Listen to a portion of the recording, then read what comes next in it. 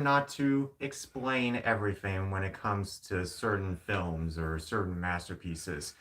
That is what Alfred Hitchcock thought. And of course, I finally got him to watch his very first Alfred Hitchcock movie, The Birds. Best explained, if you know anything about the birds, is that the birds are essentially attacking this town of Bodega Bay, and I dare not say the rest. This movie is Alfred Hitchcock said that this was the most terrifying film he ever And made. it was And keep in amazing. mind that before this, he made Ow. tons of iconic films: To Catch a Thief, Rope, North by Northwest, Vertigo, um, Dial M for Murder, for 39 Steps, The Man Who Knew Too Much. He is considered one of the greatest film directors of all time. His use of suspense, atmosphere, pacing, tension, and pretty interesting camera techniques make him one of the most recognizable filmmakers in history. He had his own TV show, The Alfred Hitchcock Presents, which was essentially a anthology show similar to The Twilight Zone. Only difference is that Alfred Hitchcock Presents was more suspense and thriller. Twilight Zone was more a cross between sci-fi and thriller. The point is that The Birds is easily one of the most famous films and is one of my favorite films. I remember when I first saw it back in around 2017, and it was my very first introduction to Alfred Hitchcock. Later on, I saw Psycho, and after that, I saw Vertigo, which I do believe those three films alone are essential viewing for any newcomer to Alfred Hitchcock.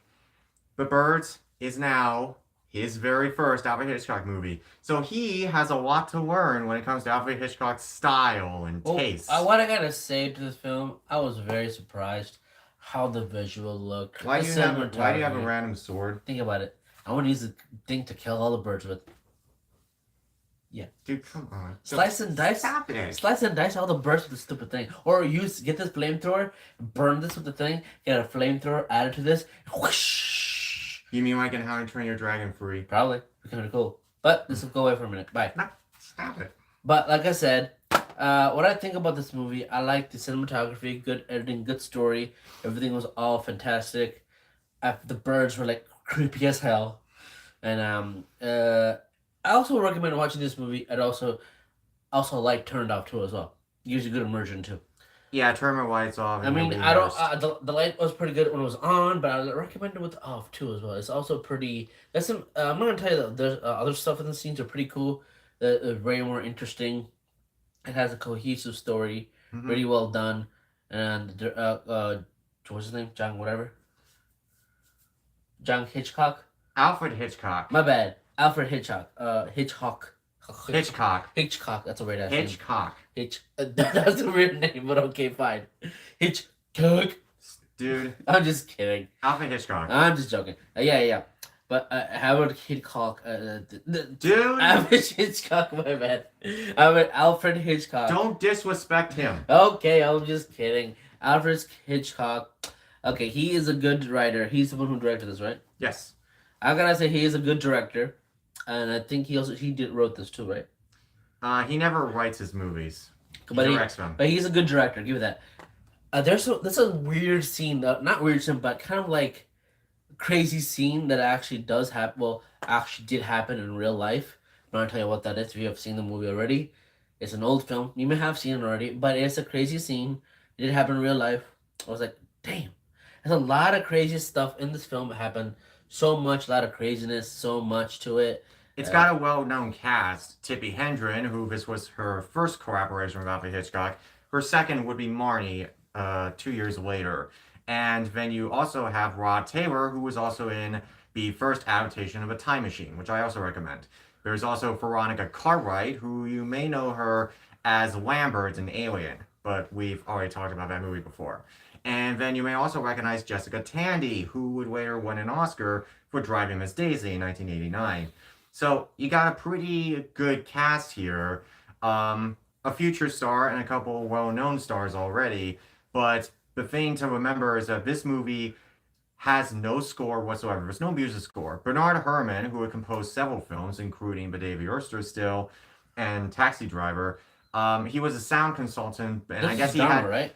horror. And I guess he had the idea of a score, but I guess they never used it, and I think that was a good thing not to utilize music score because it adds It probably tension. would You have don't know. it probably would have made it kind of not interesting movie. If they added like a score, like any kind of weird music to it, it probably will diminish the concept of the story. You're right, because you It'll be don't know weird when. and it will not work in my own. I think if they have added it, it probably will not be as great as a movie without it. I believe. Thank God they removed it. I think if they had it added, it probably would have ruined it, in my own opinion. I thank God Alfred Hitchcock removed it. Yeah, I said his name right. I was just kidding. the thing about Alfred Hitchcock's style, and if you want to know his style of suspense, he brought up an example that would later actually be you that John Carpenter would be inspired by when he was doing Halloween.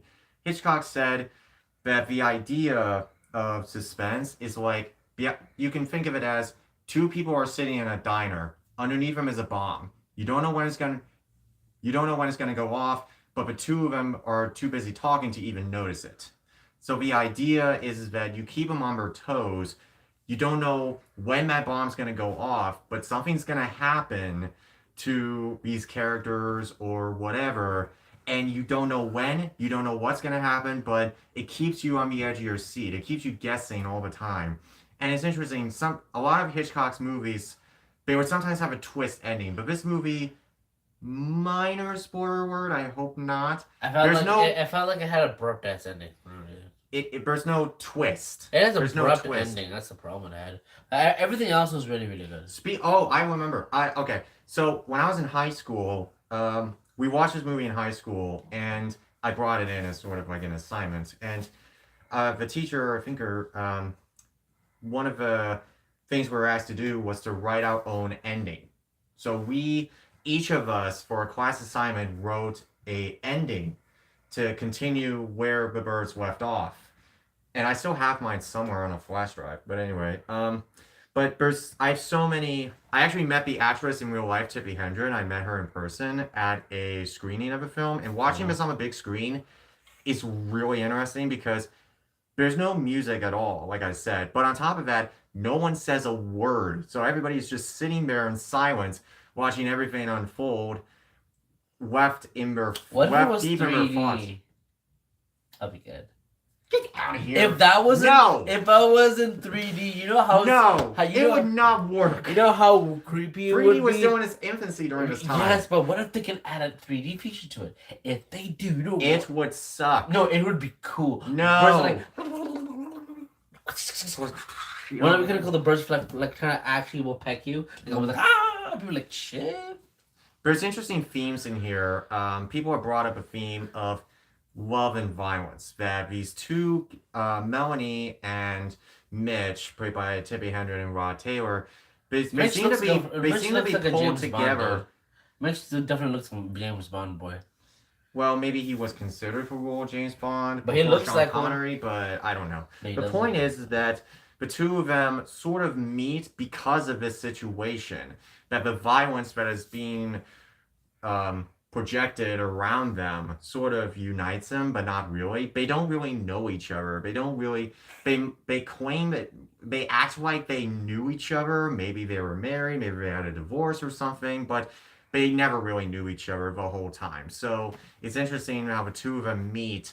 And somebody brought up this theme of complacency, I think, where everything that kind of goes on, like it's inconsistent. Like the birds, like I swear, the first time I saw this movie, I had a hard time looking at a bird and not think of this movie. He might have shit his pants. No, I was 14 when I first saw this. That's a bad time watching the movie, bro.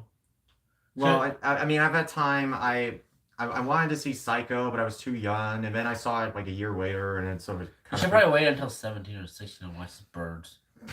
I ain't gotta imagine 20 hours in this movie. I'm very surprised I watched this before. I have seen this movie 10 times. I saw it once on I watched this one, I saw it once on a big screen, and I saw it like 9 other times. If I saw this when I was a little kid, I probably definitely would shit in my pants for sure. Like shit, right. Damn.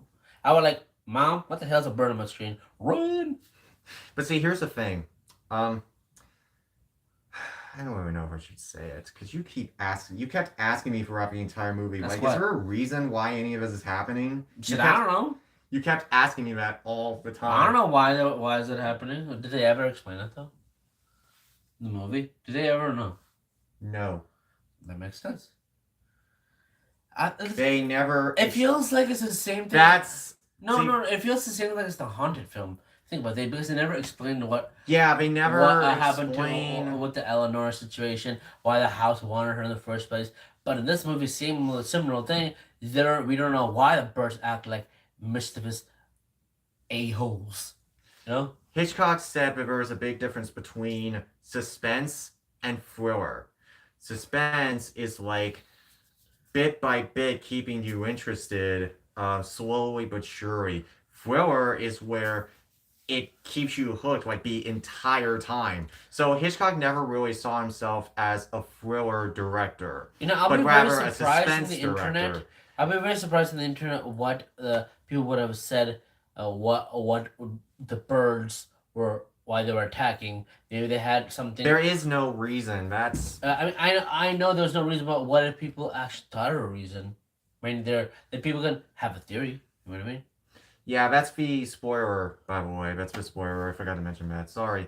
Um, See, it keeps you hooked the entire time. The fact there was no music score, the fact that everybody just kind of no one really knows what's going on, spoiler word, and the fact of the matter is that you're kind of kept on the edge of your seat because the movie doesn't really give you any relief.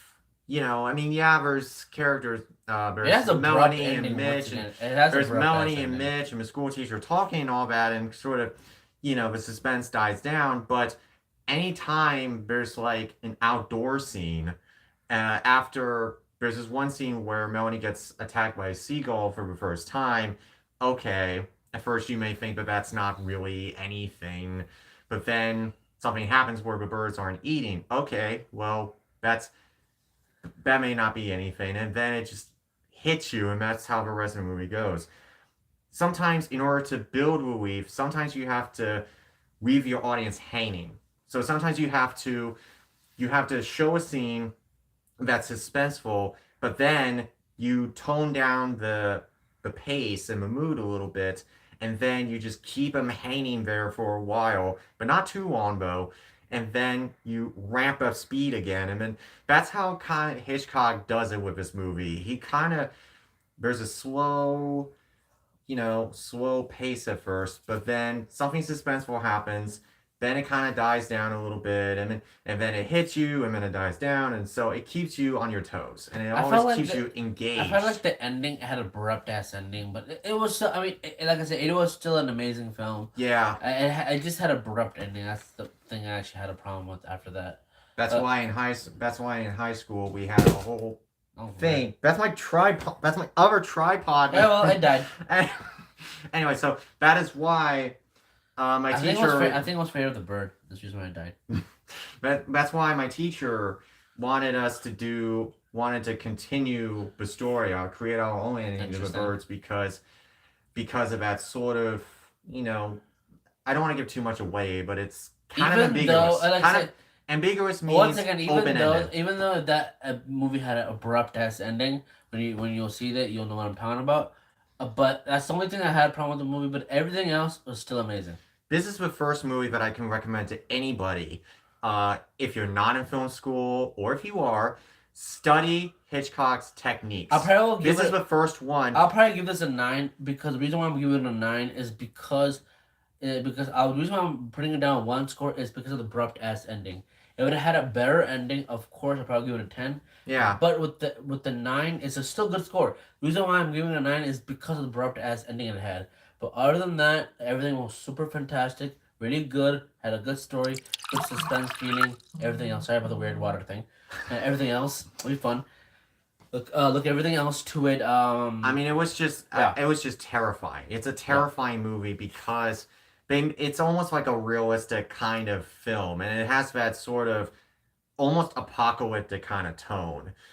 Some the bird shots were done using a combination of real birds, birds being like not hung over, but like they're sort of dangled from like a green screen, or maybe I think it's a blue screen. I have trouble telling the difference, but anyway, it's like a blue screen kind of thing. There's rear projection, um, green screen, blue screen. There's all these different effects going on, and it works beautifully. Remember, 1963, everything was done practically, which is why for some people they might not be a fan of this kind of effect style because, well, it's not, how do I put it? It's hard for them to really understand how it's made. Like they just kind of look at something and go, "Oh, it's cheap as hell. I don't want it. I don't want that." But you have to understand this is what they did, and a lot of practical effects sometimes look even better than CG. I hate to. I'm being totally honest right now.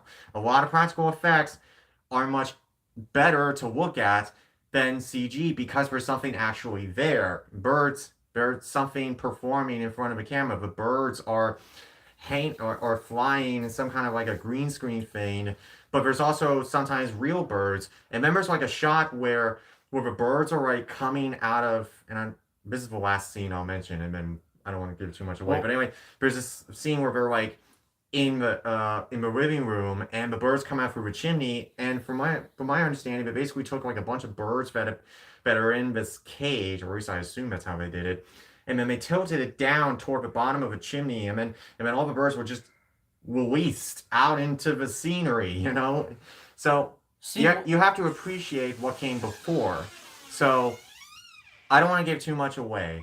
I feel like it would be a disservice to say anything more about the movie because Hitchcock has mentioned the fact that it's not really a good idea to, and Stanley Kubrick, my favorite director, number two being Hitchcock, he also believes in this, that it's not a good idea to explain a movie. You have to experience it because if you just explain all the themes and meanings and such, it'll kind of ruin the enjoyment. It'll see ruin your experience because what kept me with this movie was it's all about you, the audience, experiencing all the beauty and sometimes terror that the movies have to offer. Because if you just kind of explain everything, it would, well, I mean, it would kind of ruin the magic for you. So I kind of yeah. understand where they're coming So from with that. what it kept for me was the interesting.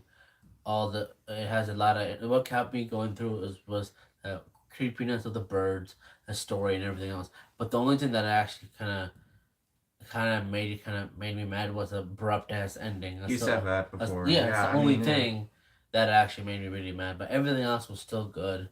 So it's like definitely a nine. Like I said, it's a nine. I have always given it a 10 because It could have been a ten. Reason why it could have been a 10 if it was not the bad ending. it wasn't a bad ending. It was a weird. It was just open ended. It was That's just the thing. no, It was just no. It had abrupt ending. That's the main problem. If it has abrupt ending, it just was like, what the hell? it was just Yeah. open ended.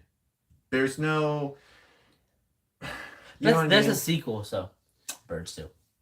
Oh Maybe yeah. they might continue where they left off. Who knows? Okay, now you brought it up. Now I have no choice but to explain it.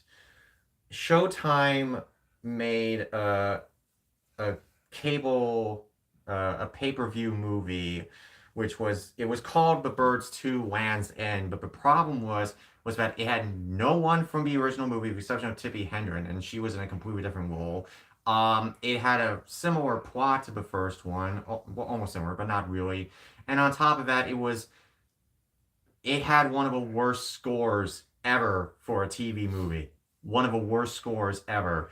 I mean, yeah, it's like they showed the first Birds along with this one, but it didn't really matter because the Did it whole, continue where it left off or no? no, Makes sense. nobody from the first film is even in here. In fact, nothing from the first movie is even mentioned. And it's actually really hard to find. Like if you even dare watch it, it's hard to find. I've tried finding it. I can't find it anywhere. Like I think it shows up on Tubi sometimes, but good luck be trying to find Maybe it it's a rare because, movie. I don't well, know. actually, the director changed his name to Alan Smithy. And if you don't know what Alan Smithy is, it's basically a pseudonym given to directors who do not want their name put on a movie because it was so bad.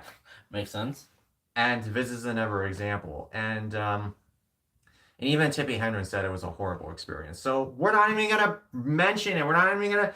Don't even go looking for that. I swear, any of you going out right now and trying to find that movie, don't. I swear.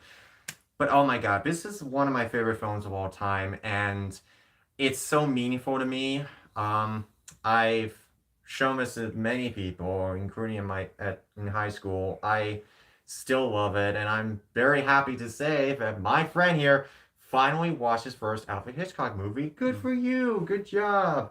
Um, You know what? You need to watch You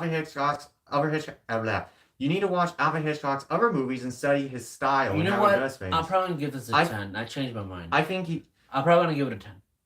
See, he has this style that is so iconic and so well known. That's the main reason why I'm giving it a 10 now. See, even though I said that there was abrupt ending, I'm giving it a 9.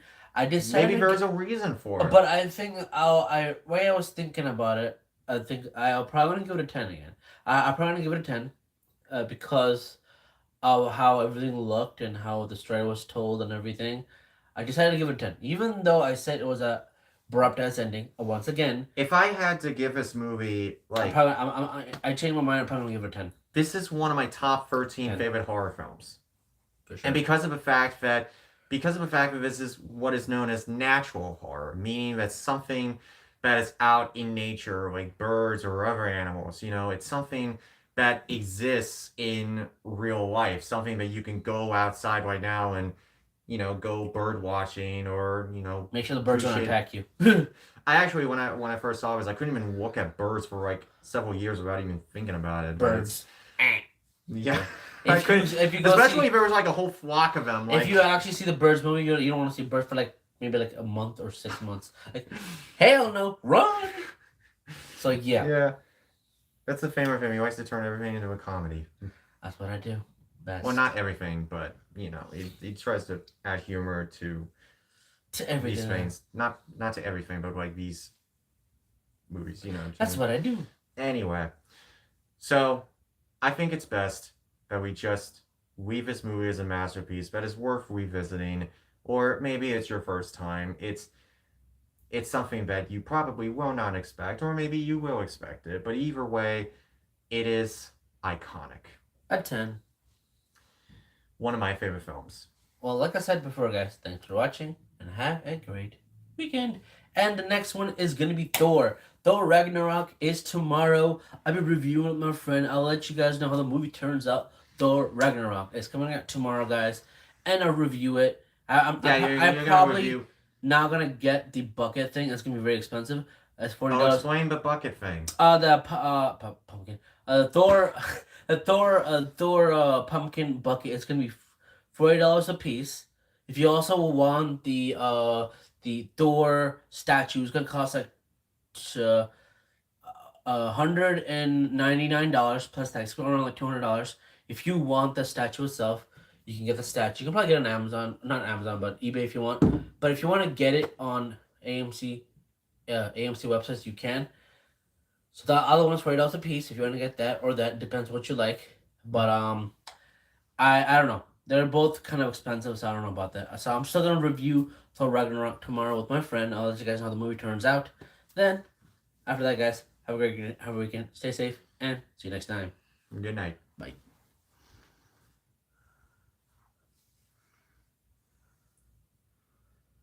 Yay.